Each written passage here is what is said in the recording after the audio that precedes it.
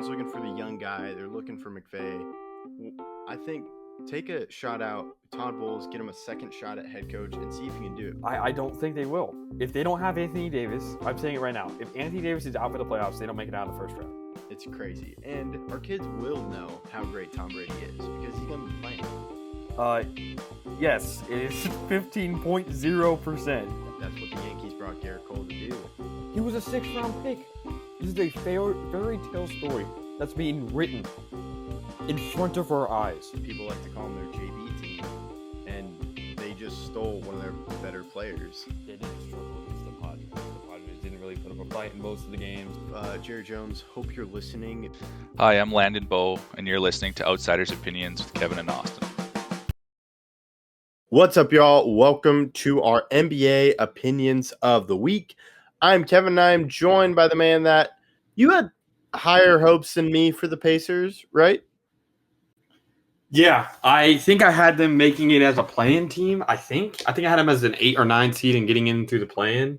Or maybe I had them getting an 8 seed and missing the playoffs. I had them in the 8 to 10 range, and I either had them in or out of the playoffs. But right now, it looks like they're not even going to come close to that mark. Sure, they've missed a lot of guys with injuries outside of Halliburton. I mean, Nembhard started the season hurt.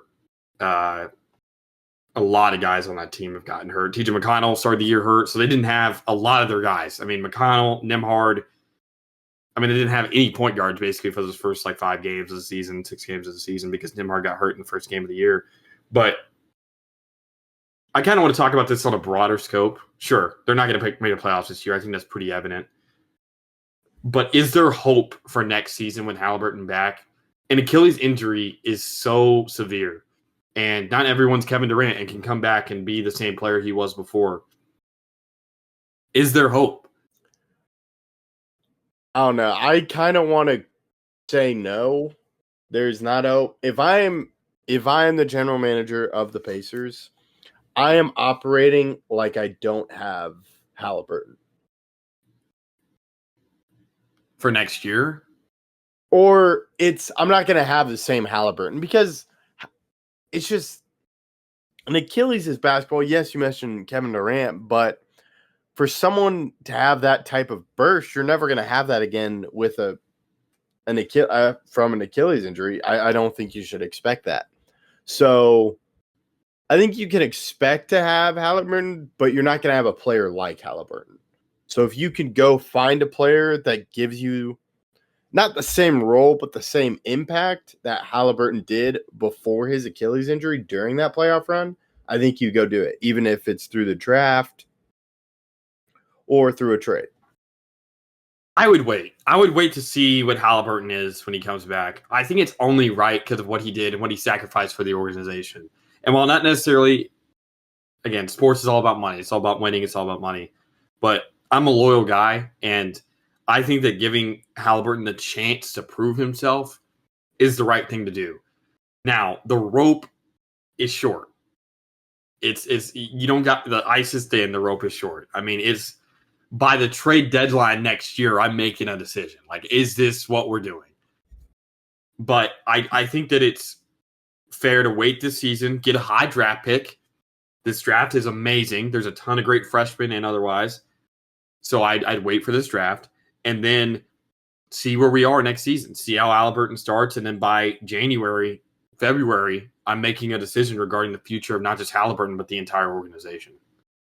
Yeah, that's fair. And yeah, of course you should be loyal to Halliburton. By trade, I didn't mean trading him away, but go to get someone.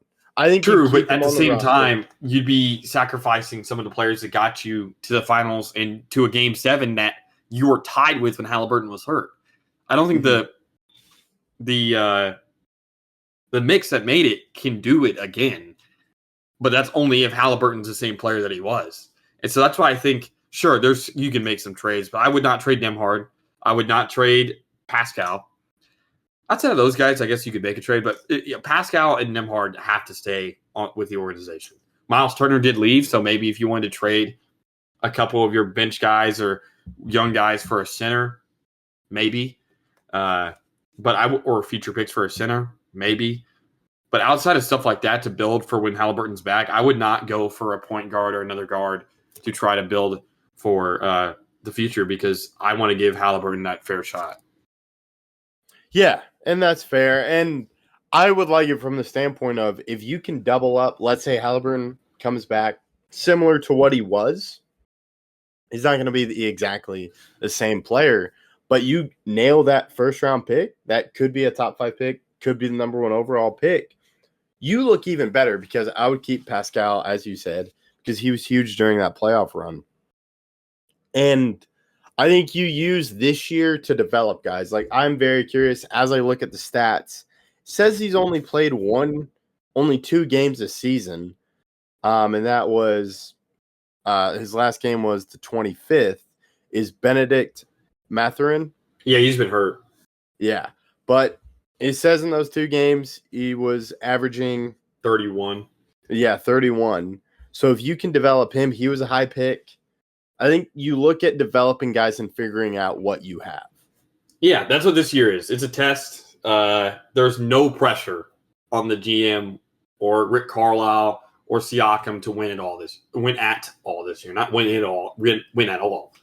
If they were to lose 60 games this year, 70 games this year, it'd be absolutely atrocious. I don't think anyone is even close to the chopping block because of what they did last year and because of the injuries they've had. I mean, Nembhard, Mathurin, TJ McConnell, Halliburton, all injured at the start of the year. I mean, it's most of your guards and then Mathurin also plays a little bit of forward, but they have a lot of guys that are hurt, but I think they have some hope for the future. If they get a good draft pick this year and get Cam Boozer or Darren Peterson or Caleb Wilson or any of the other guys, I mean, there's a ton of freshmen. I mean, there's a ton I didn't name. You should be in a great spot for the future if Halliburton is who he was. And that's a big if, but you have to – I think it's only right to give him that fair chance and give him the opportunity to prove himself.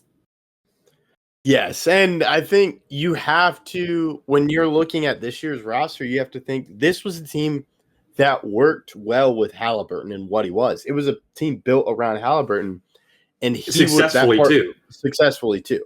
As you said, they were competing in that game set. Yes. Who knows what happens?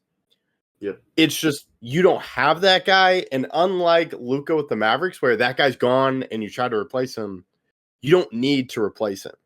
It's just that guy's gone because of an injury. If you can make that roster better for him and take some of the pressure off, like this year, let's say they need a center because they lost oh my gosh, Miles Turner to the Bucks. It's hard to really draft a center and have him immediately make that impact in year 1.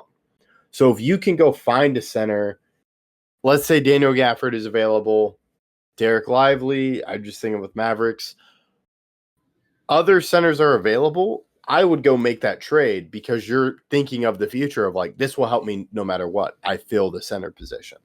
And then you have Halliburton. Yeah. I think for a team that's 1-10, we know what their peak is fully healthy.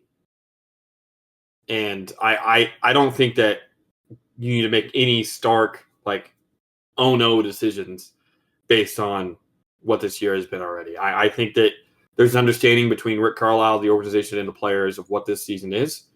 And if you can build for the future, then you'll set yourself up, hopefully, for Halliburton's return to stardom. Yeah, as they should. It is you have to understand the context of why this team is 1-10. Not just, they failed at draft picks. No, they're the draft pick that they trade they got and that they hit on is just injured. Yeah, and they also have other compounding injuries with that. So I trust the vision. They do need to make a move for a center because this roster, as is, even with Halliburton fully healthy, I don't think would be there because they don't really have a center. And in a league that's dominated by Giannis and Jokic, and Wemby, you need a big man. They don't need to be that good. They need to be good, but they don't need to be as good as Wemby, Jokic, Giannis. But you need a 7-footer / 6'10" guy that can impact the game positively at all times to compete. But outside of that, I think they're good. Thinking about it, I know I already said him, but I'm really interested in what happens with Daniel Gafford and the Mavericks. I know he got a huge contract, but new GM inheriting a mess. Daniel Gafford, I think, would be an intriguing player for the Pacers. Yeah, I think there's a couple options they could go for, but that's definitely one of them. Yep. So let us know your thoughts in the comments. Let us know other trade options that you think could be helpful and what you think of the overall situation. Thank you for listening to Outsiders Opinions.